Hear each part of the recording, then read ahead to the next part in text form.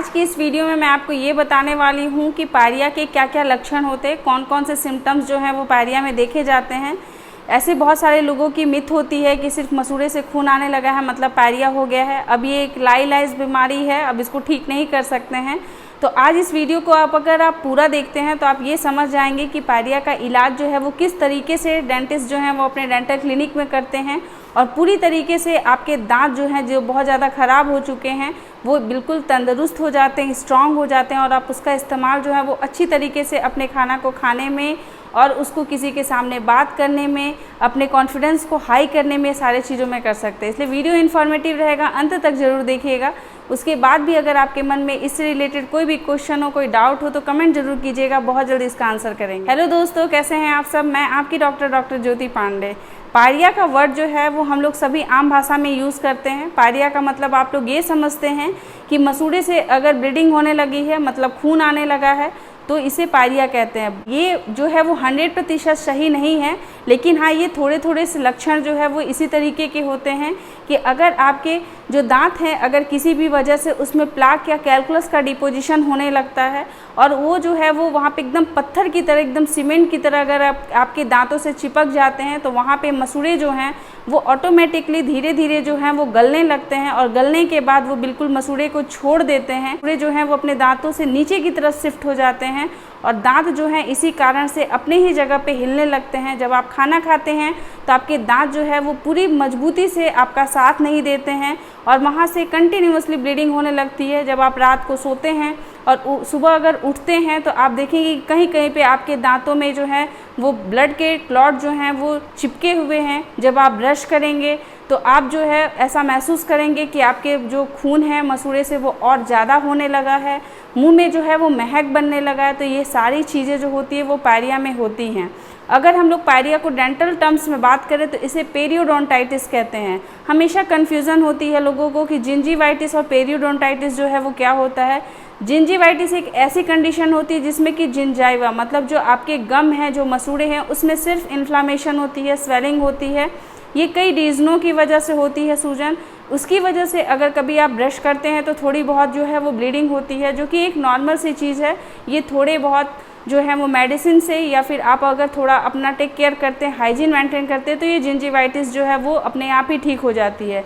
Gingivitis एक initial stage होता है। अगर आप जिंजीवाइटिस के ऊपर ध्यान नहीं देते हैं तो फिर यही जो है आगे चल कर के पेरियोडोंटाइटिस में कन्वर्ट हो जाती है। पेरियोडोंटाइटिस का मतलब होता है कि आपके दांत के अराउंड जो बोन होती है, जिसमें कि आपका दांत जो है उसमें अच्छे से मजबूती से फंसा हुआ है और उसके बाद जो है मसूड़ा जो है वो उसको ऊपर से अच्छे से कपड़ा पहनाया है, मतलब मसूड़ा जो है उसको कवर किया हुआ है, तो मसूड़ा जो है वो गल जाता है और आपके जो बोन होते हैं, जो हड्डी होते हैं, जो दांत को पकड़े हुए हैं वो भी गलने लगते हैं, उसमें भी लॉस होने लगता है। इसी वजह से जो दांत हैं वो कमज़ोर हो जाते हैं, वो हिलने लगते हैं और इसे ही हम लोग पेरियोडोंटाइटिस कहते हैं। पायरिया जो है वो बहुत ही कॉमन सी बीमारी है जो आज के पॉपुलेशन में बहुत ज़्यादा होती है ड्यू टू अगर आप अच्छे से अपना ओरल हाइजीन मेंटेन नहीं करते हैं, अगर आप अच्छे से अपने दांतों का ख्याल नहीं रखते हैं। खाना खाने के बाद अगर आपके दांतों के ऊपर कोई भी फूड पार्टिकल चिपके हुए रहेंगे तो कुछ घंटों के बाद प्लाक में बन जाएंगे और प्लाक जो है वो कैलकुलस में फॉर्म हो जाएगा। तो इसी तरीके से ये प्रक्रिया जो है वो चलते रहता है। आपके डॉक्टर जो हैं जब भी कभी आप डेंटल विजिट करते हैं तो वो बोलते हैं कि हर 6 महीने पे आपको अपने दांतों की सफाई अच्छे से करनी चाहिए, क्योंकि अगर आप अपने दांत को अच्छे से साफ़ रखते हैं तो ये जो सबसे कॉमन सी जो प्रॉब्लम होती है जिंजीवाइटिस की और पेरियोडोंटाइटिस की, ये प्रॉब्लम आपके साथ कभी नहीं आएगी। और थोड़े बहुत भी अगर आपके जिंजाइवा जो है, जो मसूड़े हैं, अगर उसमें थोड़ी भी कोई हानि हुई होगी तो वो आपके डेंटिस्ट जो हैं उसको कवर कर लेते हैं और आपके जो दांत हैं वो सालों साल मजबूत बने हुए रहते हैं। तो पायरिया के लिए अगर आप ये सोचते हैं कि इसकी बीमारी जो है वो ठीक नहीं हो सकती है तो ये जो है आपको समझना ज़रूरी होगा कि किस कंडीशन में इसको ठीक किया जा सकता है और कौन सी ऐसी कंडीशंस होती हैं, कौन से ऐसे फैक्टर्स होते हैं जिसकी वजह से पायरिया का ट्रीटमेंट जो है वो नहीं हो सकता है। तो सबसे पहला तो ये समझते हैं कि अगर किसी का एज जो है वो 40 ईयर्स के अंदर होता है ऐसे कंडीशन में अगर किसी को ग्रेड 1 की अगर पेरियोडोंटाइटिस हुई है, मतलब उनके दांत जो हैं वो थोड़े से हिलना स्टार्ट हुए हैं, मतलब किसी भी एक डायरेक्शन में हिल रहे हैं, तो ऐसे दांतों को बिल्कुल मजबूत किया जा सकता है। इसके लिए बहुत सारे ट्रीटमेंट होते हैं। लाइक आपके दांत जो है उसको अच्छे से स्केलिंग किया जाएगा, उसकी सफाई की जाएगी, आपके मसूड़े को अच्छे से मसूड़े के नीचे की सफाई की जाएगी, और उसके बाद कुछ ऐसे मेडिसिन चलाए जाएंगे जिससे कि आपके दांत जो हैं वो मजबूत होने लगेंगे। आपको कुछ प्रिकॉशन बताए जाएंगे, लाइक आपको सामने से कोई भी हार्ड चीज़ को खाना नहीं रहेगा, गर्म पानी नमक से हमेशा कुल्ला करना होगा 2 से 3 बार, ताकि आपका हाइजीन जो है अच्छे से मेंटेन रह सके। वहाँ पे जो है वो बैड बैक्टीरिया जो है वो ग्रोथ ना कर सकें। आपका जो है रात में जब भी आप खाना खाएंगे तो आपको अच्छे से ब्रशिंग करने की सलाह दी जाएगी, साथ में कौन सी टेक्निक यूज़ करना होगा वो सारी चीज़ें आपको बताई जाएंगी। इवन अगर किसी की उम्र जो है वो 40 के अंदर है और ग्रेड 2 मोबिलिटी भी हुई है, मतलब आपके दांत जो हैं वो किसी भी 2 दिशाओं में आसानी से हिल रहे हैं, मूवमेंट कर रहे हैं, तो ऐसे कंडीशन में भी आपके दांत को बचाया जा सकता है। उसमें भी सेम ग्रेड 1 की तरह जो है वो ट्रीटमेंट किया जाता है। किसी में वहाँ पे मसूड़े को सपोर्ट लेकर के सुचरिंग करने की भी आवश्यकता पड़ती है, जिससे कि दांत की मोबिलिटी जो होती है उसको कम किया जा सके। स्प्लिंटिंग भी की जा सकती है, मतलब दांतों को वायर से बांधा जा सकता है जिससे कि दांतों की मूवमेंट कम हो सके, ताकि एल्वियोलर बोन जो है, जो आपके दांत हैं जिस हड्डी में फंसे हुए हैं, वो दांत को अच्छे से चिपका ले। वहाँ पे लिगामेंट्स अच्छे से, पेरियोडोंटल जो लिगामेंट्स होती है वो अच्छे से बन जाए, दांतों को पकड़ अच्छी से हो जाए, दांत जो है वो फिर से मजबूत हो जाए। बट अगर किसी का भी एज फैक्टर जो है वो 40 के आगे का होता है, तो वैसे कंडीशन में नॉर्मली जो है ऐसे ही जो है वो बोन की डेंसिटी कम होने लगती है, तो एल्वियोलर बोन को फिर से बना पाना जो है वो एक टफेस्ट काम हो जाता है। और अगर कोई इम्यूनो कॉम्प्रोमाइज़ पेशेंट होते हैं तो ऐसे कंडीशन में भी पायरिया का ट्रीटमेंट पॉसिबल नहीं होने पाता है, क्योंकि दांत अगर ज़्यादा मोबिलिटी कर रही है, मतलब ग्रेड 3 की मोबिलिटी है जिसमें कि दांत जो है वो चारों दिशाओं में इजीली अगर मूवमेंट कर रहे हैं, तो फिर ऐसे कंडीशन में दांतों का एक्सट्रैक्शन ही करना पड़ जाता है।